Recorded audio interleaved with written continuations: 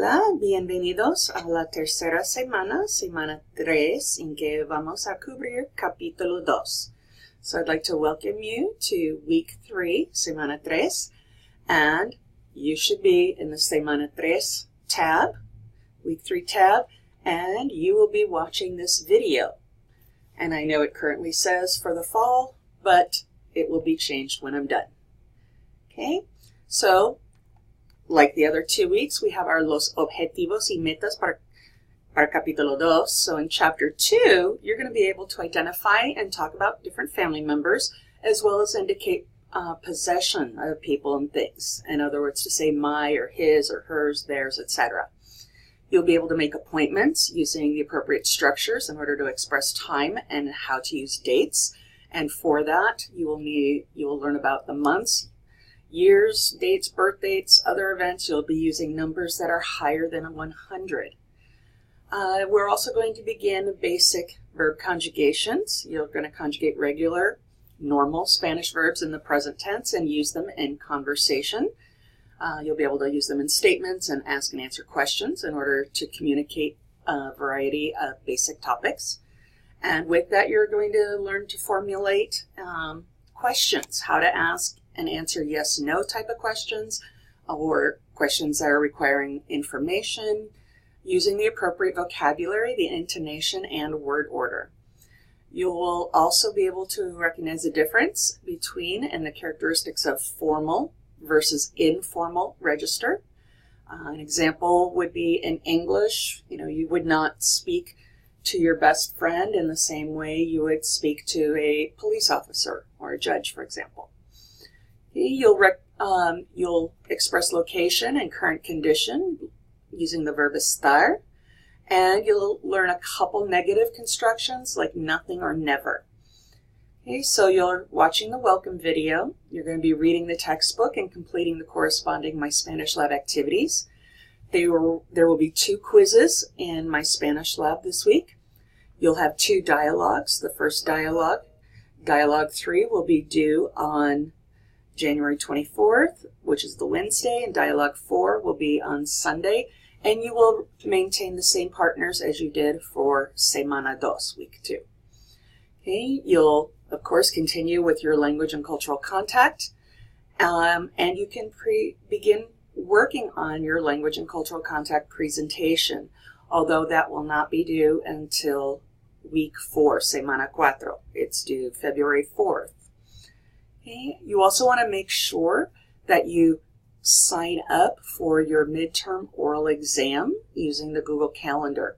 The exam will take place next week, Semana 4. It'll be February 1st and 2nd, so that Thursday and Friday. Okay, so next we have our lista de tareas. So again, in more detail, you're going to watch this Welcome to video. You'll complete the textbook, ebook exercises, or the corresponding My Spanish Lab exercises. And again, these are due on Sundays.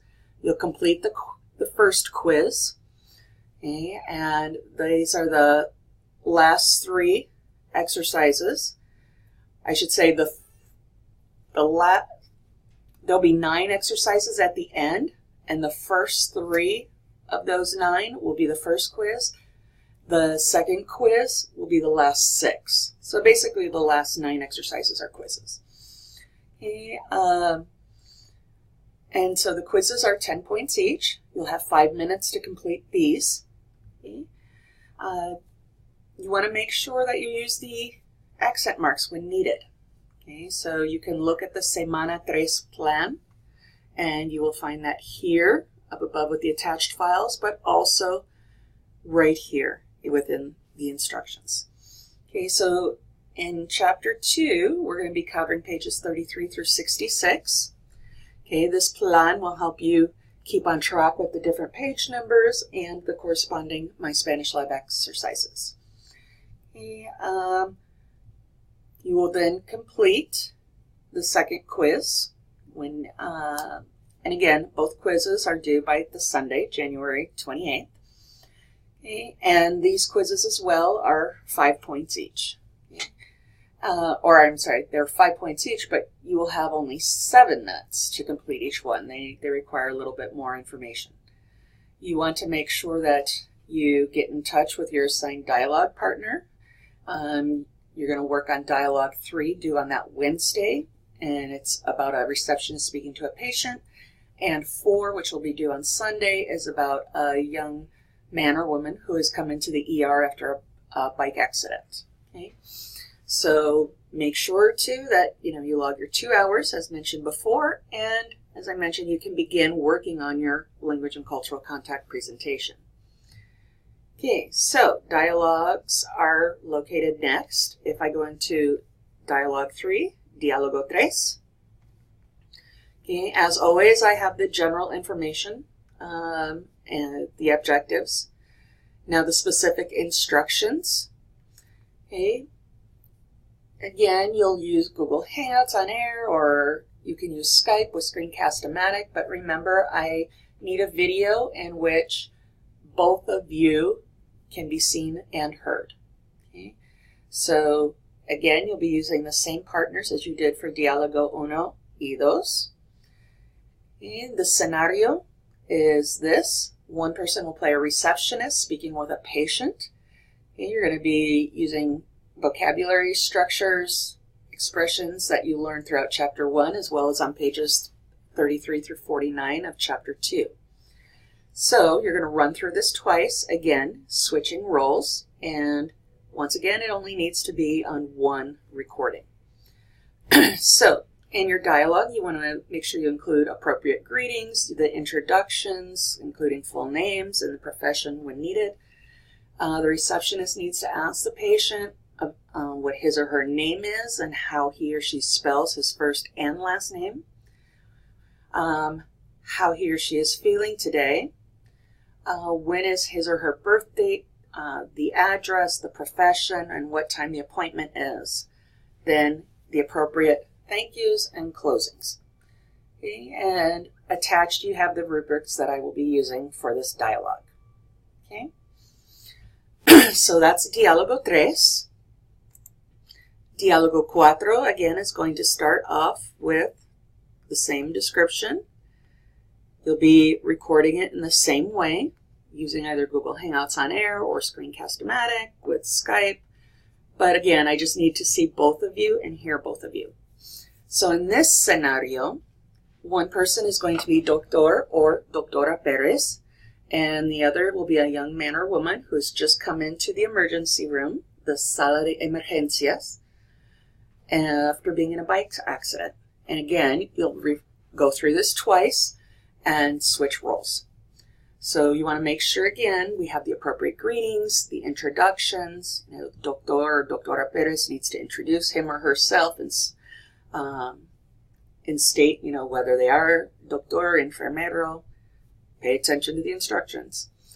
And Doctor, Doctora Perez is going to ask the patient for his or her name, how to spell first and last name, how he or she feels, and then is trying to get some basic information, kind of like assessing how this person is, on where he or she lives. In other words, asking for an address, seeing if he or she knows the time, or at least approximate time, asking him or her for his or her birth date, and finding out with whom or he or she lives. Okay, and the appropriate thank yous and closings for the moment. Okay, so this way we're able to incorporate some of that family vocabulary from Chapter 2 in there. Okay, now make sure that you, on these dialogues, that you are not reading them, that they're not memorized.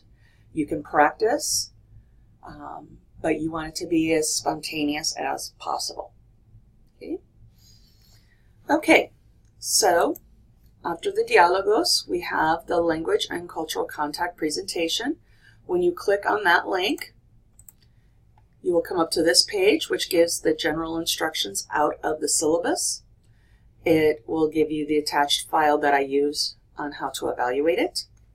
Okay. You can use Google Hangouts on Air, you can use Screencast-O-Matic, but you will be doing a voiced over PowerPoint presentation, kind of in a similar way as to what I'm doing right now.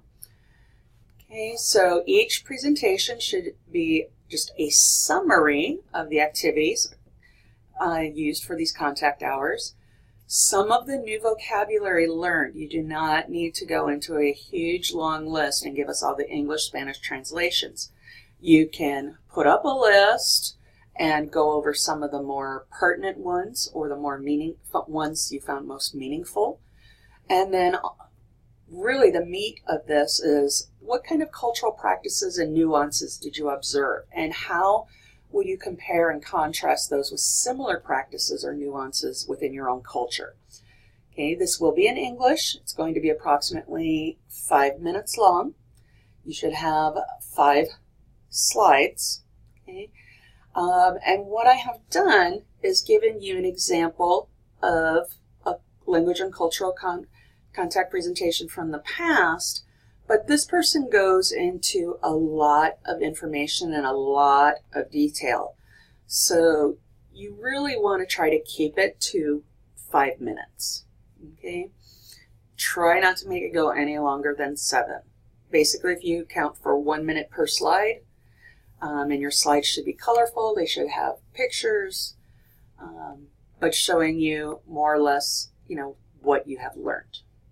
Okay? Okay, so then, after that, you will see the sign up, and you should sign up before Tuesday, January 30th by midnight, okay, on the Google Calendar. Now, you need to make sure your Google Calendar is set to Arizona time, or your clock is set to Arizona time, and that you understand the time difference. Okay, if you have any questions, please let me know.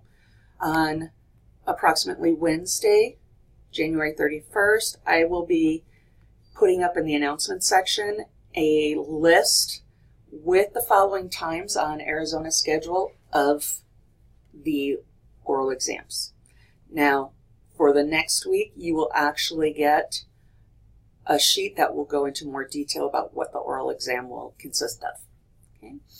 Now, the recursos, when you open the recursos, okay, here again we have the alphabet again with some pronunciations. We have genders of nouns, but then we go more into what's in this lesson on some PowerPoints, information on possessive adjectives, on conjugating verbs, on interrogatives, and the verb estar. So these are some extra resources for you to be able to use. Okay, so buena suerte y nos hablamos pronto.